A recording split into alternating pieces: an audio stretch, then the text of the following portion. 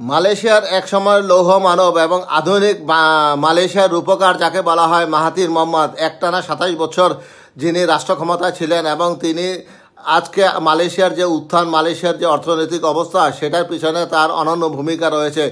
সেই Mahathir Mohamad প্রধানমন্ত্রীর পদে আবারও লড়ার ইচ্ছা প্রকাশ করলেন অবশেষে।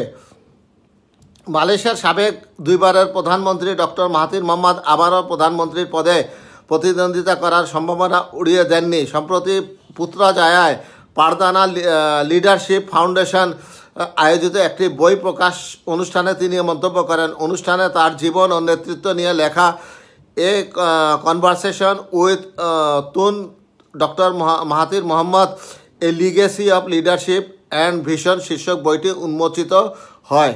দেশটির দি রাকায়েত পোস্ট ও মালয়েশিয়া কিনি জানিয়েছে, অনুষ্ঠানে 21 শতাব্দীতে অর্থনৈতিক উন্নয়নের চ্যালেঞ্জ শীর্ষক এক সংলাপে অংশ নিয়ে মাহাথির মোহাম্মদ বলেন, যদি তিনি আবার প্রধানমন্ত্রী হন তবে প্রথম কাজ হিসেবে তিনি জাতি, ধর্ম ও রাজতন্ত্র সম্পর্কিত আলোচনা নিষিদ্ধ করার জন্য আরোপিত শাস্তি বাতিল করবেন। তিনি বলেন, মানুষ কী ভাবছে তা জানার অধিকার একজন নেতার থাকা উচিত। তাদের মুখ বন্ধ করে দিলে নেতৃত্ব সফল হয় না। মালয়েশিয়া কিনি মাহাথির মোহাম্মদের উদ্ধৃতি দিয়ে আরও জানিয়েছে, আমাদের দরকার বাক স্বাধীনতা, ব্যবসা করার স্বাধীনতা দরকার, সরকার ও বেসরকারি খাতের মধ্যে দৃঢ় সহযোগিতা, কারখানাগুলোকে উন্নত করতে হবে, সব কিছু আরও সহজ করে তুলতে হবে।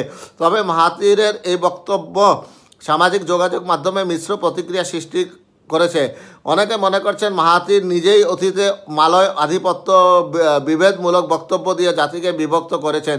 কেউ কেউ প্রশ্ন তুলেছেন তিনি আর কতবার দেশ চালাতে চান। উল্লেখ্য, 2020 সালে মাহাথির হঠাৎ প্রধানমন্ত্রীর পদ থেকে পদত্যাগ করেন, ফলে দেশটিতে কিছু সময়ের জন্য সরকারবিহীন হয়ে পড়ে এবং পরে নতুন করে সাধারণ নির্বাচন অনুষ্ঠিত হয়।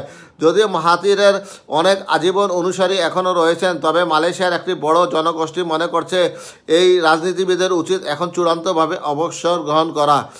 উল্লেখ্য যে 100 বছরের অধিক বয়স্ক এই মাহাথির মোহাম্মদ আবার কেন প্রধানমন্ত্রী হতে চান, এটা একমাত্র তিনিই বলতে পারবেন।